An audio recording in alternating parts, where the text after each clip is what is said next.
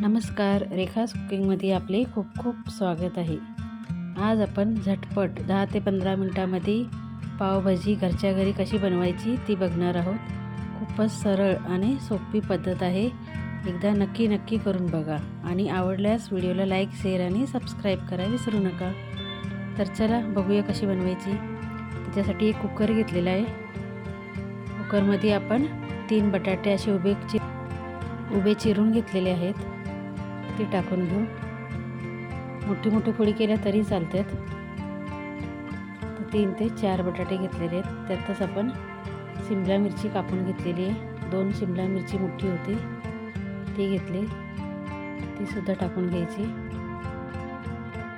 परत त्याच्यात आपण एक मोठं गाजर घेतलेलं, त्याचं साल काढून असे बारीक कट करून घेतलेले, ते सुद्धा टाकून घ्यायचे. फ्लावर घेतलेला आहे, छान व्यवस्थित स्वच्छ करून धुवून तो सुद्धा त्यात ठेवायचा.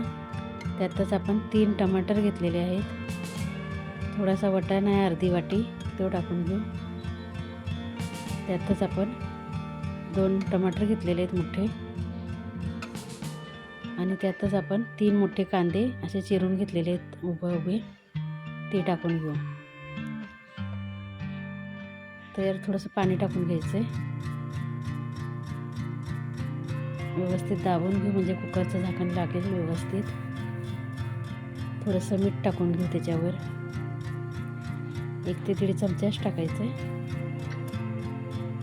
आता 1 ग्लास पाणी टाकायचं आहे आणि कुकरला 5 ते 6 शिट्या करून घ्यायच्या. छान व्यवस्थित 4 ते 5 शिट्यामध्ये भाजी शिजून रेडी होते. छान असा कुकर झालेला आहे. कुकर थंड झाल्यावरच उघडायचं आहे. तर छान अशा भाज्या सर्व शिजलेल्या आहेत. आता आपण पावभाजी मेशर असतो त्याच्याने भाज्या छान अशा मिक्स करून घ्यायच्यात. गरममध्येच कुकरचं झाकण नाही काढायचं, थोडंसं गार होऊ द्यायचं. आता छान असं मॅश करून घेऊ. आता एका कढईमध्ये तेल टाकून घ्यायचं. 2 चमचे तेल असलं तर 2 चमचे तूप टाकणार आहे. त्याच्यामुळे भाजीला छान अशी चव येते. खूपच झटकीपट बनणारी आपली पावभाजी आहे. जास्त पाहुणे घरात आली की झटपट आपण पावभाजी रेडी करू शकतो.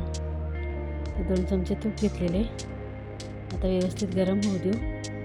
छान असं गरम झालं की त्याच्यामध्ये आपण 2 मोठे चमचे आलं लसूण पेस्ट आहे ते टाकून घेऊ. आता ती छान व्यवस्थित भाजून घ्यायची. आलं लसूण पेस्ट थोडी जास्तच टाकायची. आता छान भाजली की नंतर आपण त्याच्यात मसाले टाकणार आहोत. पण सर्वप्रथम छान भाजून घ्यायची. करपवायची नाही, कलर नाही चेंज झाला पाहिजे, फक्त भाजायची. छान असं व्यवस्थित भाजून झाले की आपण थोडंसं पाणी टाकणार आहोत त्याच्यात. पाणी का टाकायचे म्हणजे आपण जी मसाले टाकणार ना ती करपू नये म्हणून. तर आलं लसूण आता छान भाजत आलं आहे, बघू शकता थोडंसं कलर चेंज झाला आहे त्याचा.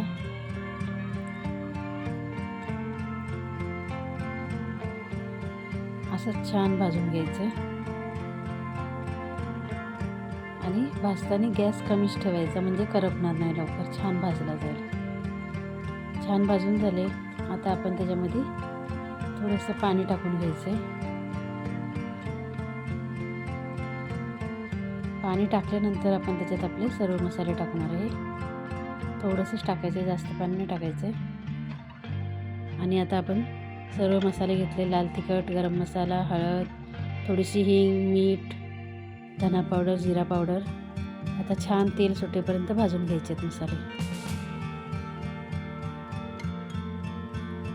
झटकीपट बनणारी आपली पावभाजी एकदा नक्की करून बघा.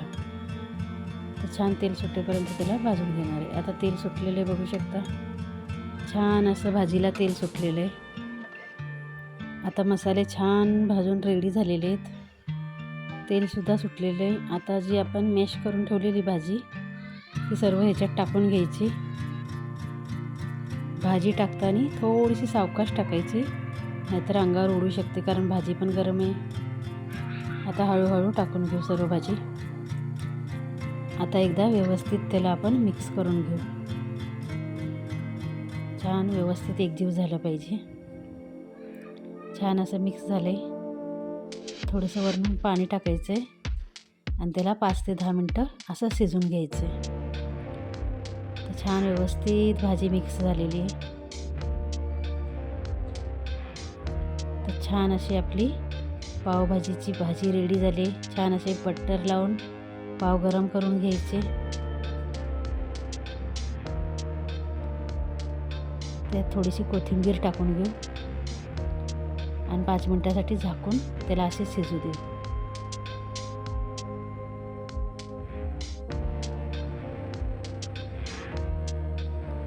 एकदा मिक्स करून घेऊ व्यवस्थित. छान असं मिक्स झालेलं आहे. आता उकळी पण छान अशी आलेली आहे. आता त्याच्यावर 5 मिनटासाठी स्लो गॅस करायचा आणि झाकण ठेवायचं.